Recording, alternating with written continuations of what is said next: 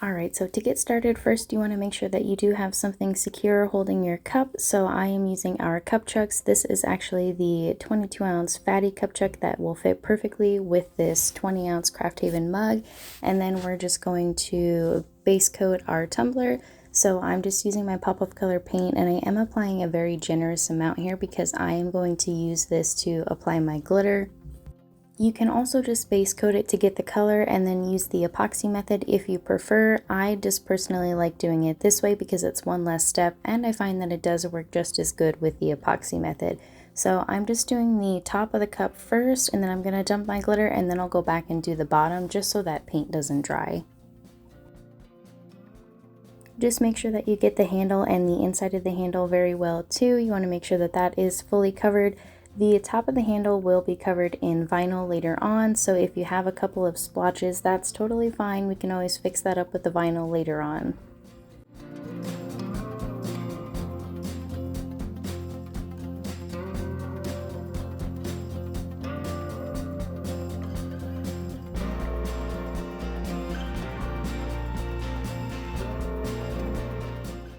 Now you want to make sure that you let your paint dry fully before we move on to the epoxy. So I usually let that sit for about 45 minutes before we move on to the epoxy, but it may need to be even a little bit longer depending on how thick of a coat of paint you applied.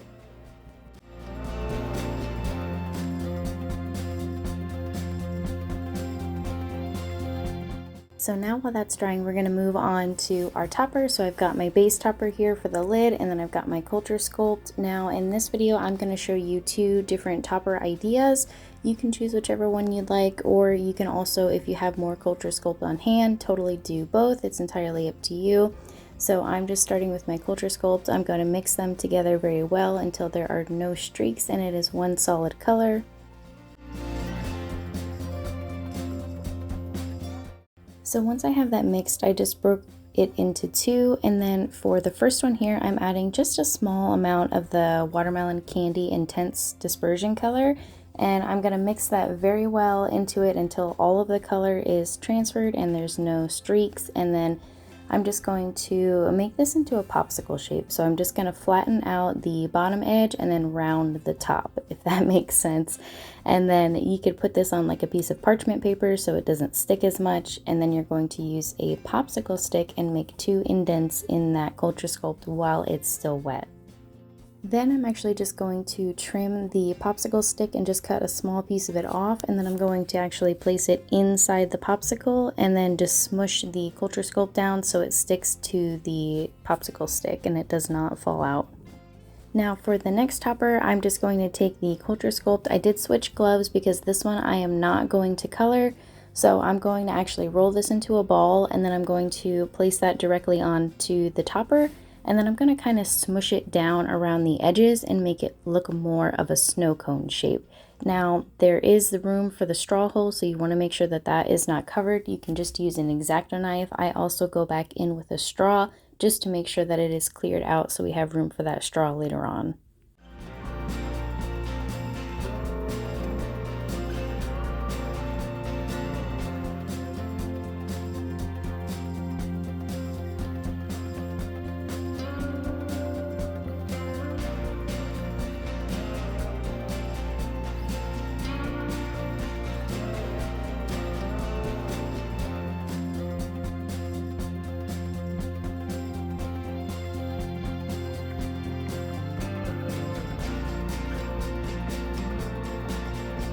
Once you have that smoothed out and rounded to how you like, now we're going to add our fake ice. So I am just using vase filler, which you can find at Michael's, or Counterculture DIY sells this as well.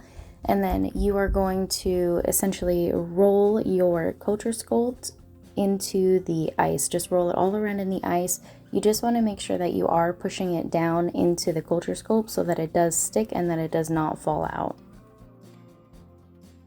I'm just using my nails here to help kind of push those little pieces in, but you can also just use a pair of tweezers and do this individually. However, that is much more tedious because you do want to make sure that it is as covered as you can possibly get it. That way the effect will look a lot better. So while that's still wet, I'm just going to take my alcohol ink and I'm just going to do a few small drops to get my pattern here. You don't want to do too much ink because it will bleed through the base topper, which I did with my blue on accident. And you also don't want the colors to run too heavily together. So just a few drops should make it perfect. Now that the paint has dried, we're going to add our first coat of epoxy. So I just mixed up 15 milliliters each part epoxy, and I'm going to apply that over the entire tumbler, including the handle. Make sure that you get the underside of the handle as well.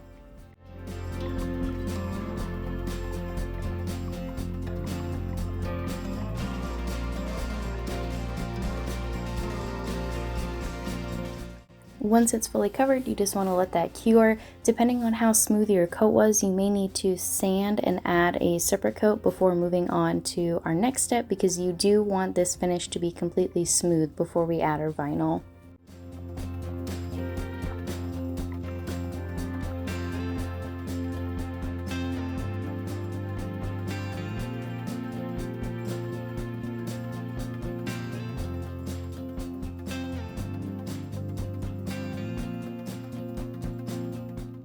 So for my vinyl, I just cut a strip to fit perfectly around the middle of that handle. So now all that I'm doing is I'm just using my little squeegee tool and I'm wrapping that completely around the cup through the handle to overlap here. And you do want to use your squeegee tool just to make sure that you don't get any of those air bubbles. If you find that you still have some, you can use just like a weeding pen and you can go through and just carefully pop those bubbles. Now I did overlap here and then I came back with the X-Acto knife and trimmed off that excess. I also trimmed off a piece for my handle here, so I just trimmed the edges and then I am applying it directly to the edge of the handle, and then I'm just going to do the same thing and carefully apply it down the entire handle and then wrap that around the bottom.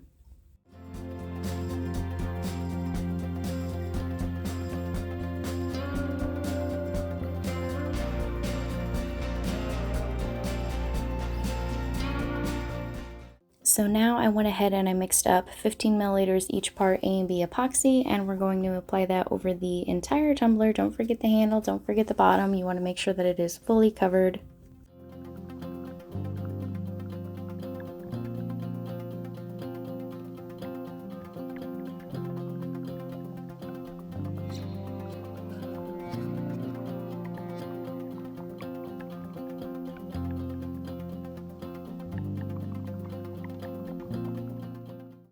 Since I had extra epoxy mixed up, I also went ahead and added that to the top of my snow cone topper. You do want to make sure that if you plan to use this topper that it is sealed with epoxy, otherwise the alcohol inks will likely run or bleed or fade. So you do just want to make sure whether you use fast set epoxy or UV resin that it is sealed.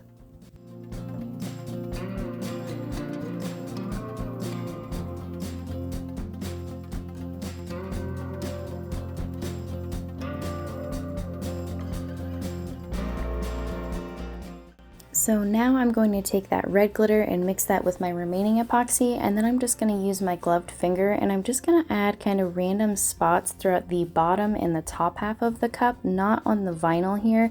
Now because I'm using fast set and this epoxy is slightly thicker, I don't have to worry about it running onto the vinyl. However, if you were using medium viscosity or even artist resin, you do just want to make sure that you are careful to where you apply this so that it doesn't run into your vinyl.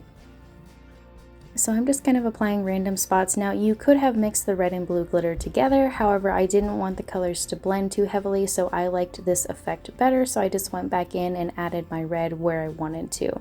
Now I did go on the inside of the handle and add some of that red there too. Just same thing, be careful when you're doing this because as it's turning, if it's not thick enough, it will likely bleed, as mine did here, into some of that vinyl. Once that cures, you'll just want to add a final coat of epoxy and that's it. Thank you so much for watching. I hope you enjoyed and I can't wait to see what you create.